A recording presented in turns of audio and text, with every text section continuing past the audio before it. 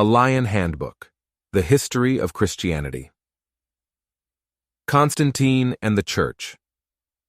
The Roman emperor, as head of the state religion, had always been responsible for maintaining good relations between the people and their gods. Constantine naturally saw himself in a similar role as Christian emperor. Strife in the church, such as the Donatist and Arian controversies, was likely to bring down the wrath of the Christian God on him and the people entrusted to his care. The willingness of the church to accept, indeed to ask for, the intervention of the emperor in matters so clearly outside his expert knowledge is surprising.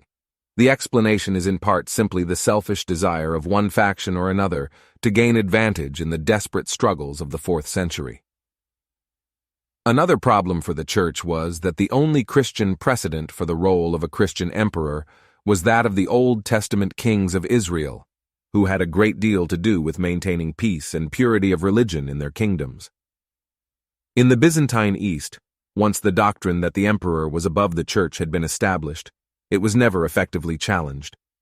Constantine's handling of the Arian controversy was more astute, and at first more successful than his approach to the Donatist split.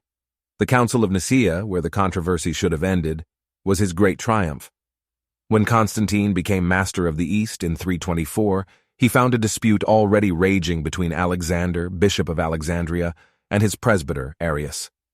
Arius was attempting to solve the difficult problem of the relation of the Son to God the Father.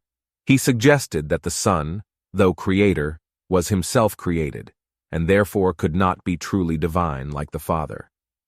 Alexander and his bishops judged this heretical and excommunicated Arius, who found support elsewhere in the East.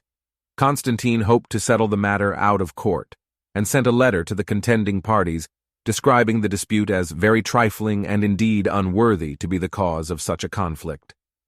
When he saw that the dispute was not to be settled so easily, Constantine called a council of the whole church, the first ecumenical, general council, at Nicaea in 325. The emperor himself presided over the critical session, and it was he who proposed the reconciling word, homoousios, Greek for of one essence, to describe Christ's relationship to the Father, though it was probably one of his ecclesiastical advisers, Osius of Cordova, who suggested it to him. Nicaea was a triumph both for orthodoxy, since Arius could not accept the word, and apparently for Constantine's goal of church unity, since only 2 bishops finally stood with Arius. The orthodox statement of doctrine produced at Nicaea, with some later modifications, became one of the great creeds of Western Christianity.